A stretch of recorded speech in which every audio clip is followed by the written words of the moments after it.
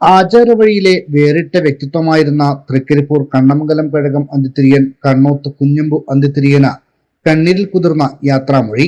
യാദവ സമുദായത്തിലെ 4 കഴകങ്ങളിലെ പള്ളിയറകളിൽ പ്രവേശിക്കാനും പെരുങ്കളിയാട്ടത്തിന് ആചാരസ്ഥാനം വഹിക്കാനും അവസരം ലഭിച്ച അപൂർവ വ്യക്തിത്വത്തിന് ഉടമയായിരുന്നു കുഞ്ഞമ്പു അന്തിതിരിയൻ. ദേവീദേവന്മാർക്ക് പൂവും ചന്ദനവും സമർപ്പിക്കാനും പെരുങ്കളിയാട്ട വേളയിൽ ഭഗവതിമാരുടെ തിരുവായുധം എഴുന്നള്ളിക്കാനും അദ്ദേഹത്തിന് സാധിച്ചിരുന്നു. ഭഗവതിമാരുടെ തിരുമുടി ഉയരുമ്പോൾ പിതാവിന്റെ സ്ഥാനത്ത് നിന്ന് താലിയുമായി മുന്നോട്ടു നീങ്ങാനുള്ള അവസരമാണ് 4 പതിറ്റാണ്ട് കാലത്തെ ആചാരവഴിയിൽ ഇദ്ദേഹത്തിന് ലഭിച്ചിരുന്നത്.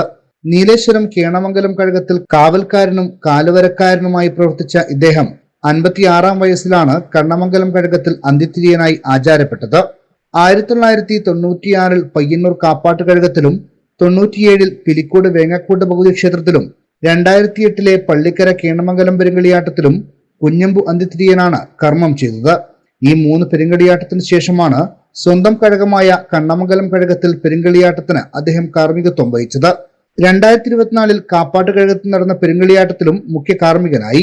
നവതി ആഘോഷത്തിന്റെ ഭാഗമായി 2024-ൽ ഇദ്ദേഹത്തെ തൃക്കരിപ്പൂർ കണ്ണമംഗലം കഴകത്തിൽ വെച്ച് ആദരിച്ചിരുന്നു.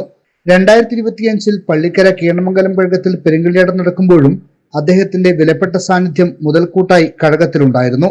4 പതിറ്റാണ്ട് ആചാരാനുഷ്ഠാനങ്ങൾ ചിട്ടയായി കൊണ്ടു നടന്ന ആചാരസ്ഥാനികനെയാണ് തൃക്കരിപ്പൂർ കണ്ണമംഗലം കഴകത്തിനും യാദവ സമൂഹത്തിനും നഷ്ടമായത്. ശനിയാഴ്ച രാവിലെ 9 മുതൽ 11 മണി വരെ തൃക്കരിപ്പൂർ കണ്ണമംഗലം കഴകത്തിൽ മൃതദേഹം പൊതുദർശനത്തിന് വെച്ചു. കണ്ണൂർ, കാസർഗോഡ് ജില്ലകളിലെ യാദവ കഴകങ്ങളിലെയും ക്ഷേത്രങ്ങളിലെയും കഴകവുമായി ബന്ധപ്പെട്ട ഇതര ക്ഷേത്രങ്ങളിലെയും ആചാരസ്ഥാനികരും രാഷ്ട്രീയ സാമൂഹിക രംഗത്തെ പ്രമുഖരും അന്തിമോപചാരം അർപ്പിച്ചു.